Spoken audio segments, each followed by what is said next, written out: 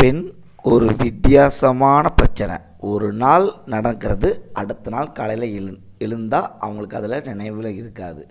அப்படி இருக்கும்போது ஒரு இளைஞன் அவளிடம் நான் தான் உன்னோட காதலன் அப்படின்னு சொல்கிறாங்க. அது உண்மையா இல்லை பொய்யா அப்படின்னு ஒரு வித்தியாசமான கதைக்களத்தில் நம்ம இயக்குனர் ஏஎல் விஜய் இயக்கத்தில் வந்திருக்க படம் தான் காதல் ரீசெட் ரிப்பீட்ன்ற படம். உண்மையிலே இந்த படம் நம்மளோட மனசை தொட்டுச்சா இல்லை கான்செப்ட் மட்டும்தானா அப்படின்னு இந்த படத்தோட முழு விமர்சனத்தை பார்க்கலாம். வாங்க வீடியோக்குள்ளே போகலாம். இன்றைக்கி நாம் பார்க்க போகிற படம் இயக்குனர் ஏஎல் விஜய் இயக்கத்தில் ஹாரிஸ் ஜெயராஜ் மியூசிக்கில் வெளியான காதல் ரீசெட் ரிப்பீட் அப்படின்ற படம் தாங்க. இந்த படத்தில் நம்ம மதும்கேஷ், ஜியா சங்கர், அர்ஜுன் அசோகன், எம்எஸ் பாஸ்கர் இவங்கெல்லாம் இந்த படத்தில் நடிச்சிருக்காங்க. ஒரு காதல் கதையை மறதி நோயோடு இணைச்சி உருவாக்கியிருக்க இந்த படம் எப்படி இருக்குது அப்படின்றத பார்க்கலாம். படத்தோட ஆரம்பமே ஒரு அதிர்ச்சி காட்சியில் தாங்க தொடங்குது. நம்ம ஹீரோயின் ஜியா காதல் தோல்வியால் ஸ்காட்லாந்து ஒரு மலையில் இருந்து குதிக்க முயற்சி பண்ணுறாங்க. அந்த நேரத்தில் நம்ம ஹீரோ மதும்கேஷ் அவங்கள காப்பாற்றுறாரு. அப்போ நம்ம ஜியோவுக்கு ஒரு பெரிய விபத்து காரணமாக 2 வருஷத்தோட நினைவுகள் முழுசுமாக மறந்து போகுதுங்க. அத்தோட அவங்களுக்கு ஒரு வித்தியாசமான பிரச்சனையும் வருது. ஒரு நாள் நடந்த சம்பவம் அடுத்த நாள் காலையில் எந்திரிச்சா அவங்களுக்கு ஞாபகம் இருக்காது. இந்த சூழ்நிலையில் மதும்கேஷ் ஜியோவிடம் நான் தான் உன்னோட காதலன் அப்படின்னு சொல்கிறாரு. ஆனால் உண்மையிலேயே அவர் அவருடைய காதலன் கிடையாது. சின்ன வயசில் ஜியோவை ஒன் சைடாக காதலிச்சிருக்காரு. அவங்களுக்கு நல்லது நடக்கணும் அப்படின்னு அவர் கூட இருக்கிறாரு. பின்னால் எம்எஸ் பாஸ்கர் இவங்களோட வீட்டில் தங்க வைக்கிறாங்க. அவங்க அங்கே தான் தங்கும்போது அவங்க உண்மை என்னன்னு தெரியாது. ஆனால் அதுக்குள்ளே நம்ம ஜியோ அந்த பொய்யை நம்பி அவங்களோட வாழ்க்கையை தொடங்குறாரு.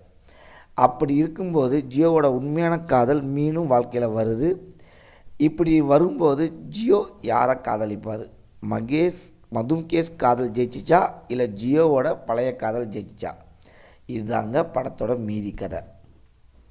படத்தோட முதல் பாதியில் முழுக்க எமோஷ்னல் காட்சிகள் தாங்க அதிகமாகவே இருக்குது.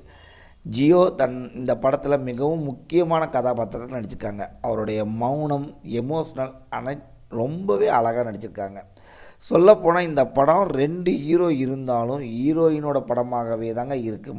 முழுக்க ஒரு பெரிய மறதி பிரச்சனை இருந்தும் ஜியோ மிகவும் சாதாரணமாக அதை ஏற்றுக்கிட்டு அழகாக நடிச்சிருக்காங்க. முதல் பாதி கொஞ்சம் ஸ்லோவாக தான் போகுது. 2ஆம் பாதியில் தான் படம் கொஞ்சம் உயிர் பெறுதுங்க. அதுவும் முக்கியமாக அந்த அர்ஜுன் அசோகன் வந்ததுக்கு அப்புறமேட்டு அவரோட காமெடிகள் மறதி இருக்கும். ஜியோவிடம் நான் தான் உன்னோட காதலன் அப்படின்னு அவர் நிரூபிக்கும் முயற்சிக்கும் காட்சிகள் நம்மளை ரொம்பவே சிரிப்பு தருதுங்க. அதுலேயும் இங்கிலீஷ் தெரியாத பவுன்சர்களுடன் அவர் செய்யும் கலாட்டா படத்தில் சூப்பர் ஹைலைட்டுங்க. டெக்னிக்கலாக பார்த்தா படம் ரொம்ப ஸ்ட்ராங்குங்க. ஒளிப்பதிவு அரவிந்த் கிருஷ்ணன் ஸ்காட்லாந்து லொக்கேஷனை ரொம்ப அழகாகவே படமாக்கியிருக்காரு. ஹாரிஸ் ஜெயராஜ் மியூசிக் நல்லாவே இருக்குது. சில டியூன்களை முன்னே கேட்ட மாதிரி ஃபீல் தருதுங்க. படத்தோட ப்ளஸ்ஸே பார்த்திங்க அப்படின்னா 2ஆம் பாதி காமெடி, ஜியா சங்கர் நடிப்பு, அர்ஜுன் அசோகன் கலகலப்பு, இது எல்லாமே ரொம்ப ப்ளஸ்ஸுங்க. மொத்தத்தில் படத்தை ஒரு 1 டைம் பார்க்கலாம். நல்ல கான்செப்ட் கொண்ட காதல் படம், ஒரு 1 டைம் வாட்சபிள் படம் தாங்க. இந்த ரிவ்யூ பிடிச்சிருந்துச்சுன்னா எங்கள் வீடியோவை லைக் பண்ணுங்கள். இந்த படத்தை நீங்கள் பார்த்துருந்தீங்க அப்படின்னா உங்களோட கமெண்ட் என்னென்னு கமெண்டில் சொல்லுங்கள். மேலும் சினிமாவோட ரிவ்யூ மற்றும் அப்டேட்ஸ் பார்க்க எங்கள் சேனலை சப்ஸ்கிரைப் பண்ண மறக்காதீங்க. Thank you friends.